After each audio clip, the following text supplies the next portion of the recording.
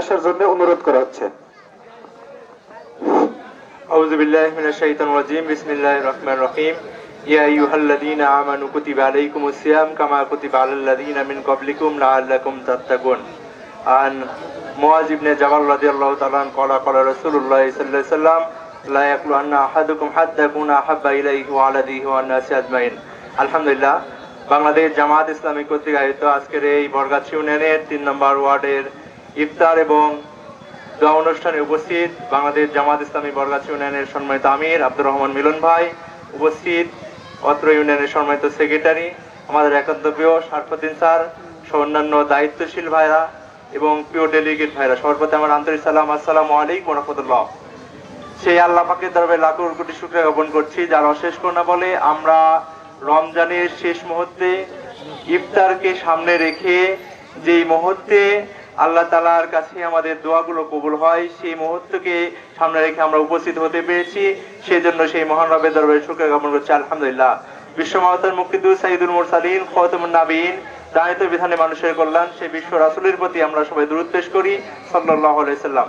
যে প্রিয় উপস্থিতি, আল্লাহ তাআলা সূরা বাকারার 183 নম্বর আয়াতে এই আয়াত ইয়া আইয়ুহাল্লাযীনা আমানু কুতিবা আলাইকুমুস সিয়াম কামা কুতিবা আলাল লাযীনা মিন ক্বাবলিকুম লাআল্লাকুম তাত্তাকুন, অর্থাৎ হে ঈমানদারগণ তোমাদের উপর রোজা ফরজ করা হয়েছে যেমনি ভাবে ফরজ করা হয়েছিল তোমাদের পূর্ববর্তী উম্মতের উপর, যাতে করে তোমরা তাকওয়া অর্জন করতে পারো। প্রিয় উপস্থিতি, এখন আসেন তাকওয়ার নীতি অবলম্বন করা। রমজান আসছে আমাদের জন্য তাকওয়া অর্থাৎ আল্লাহ ভীতি অর্জন করার জন্য।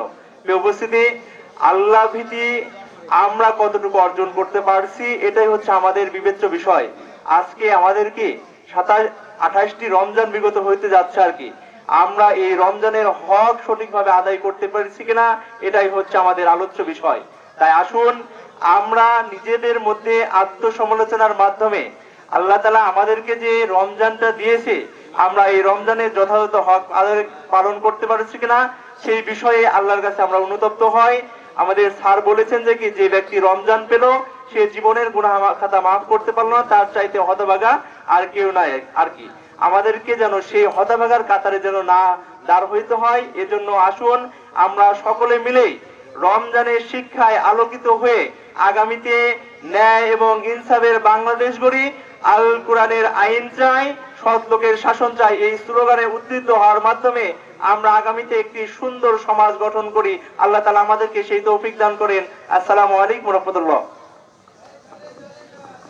ধন্যবাদ।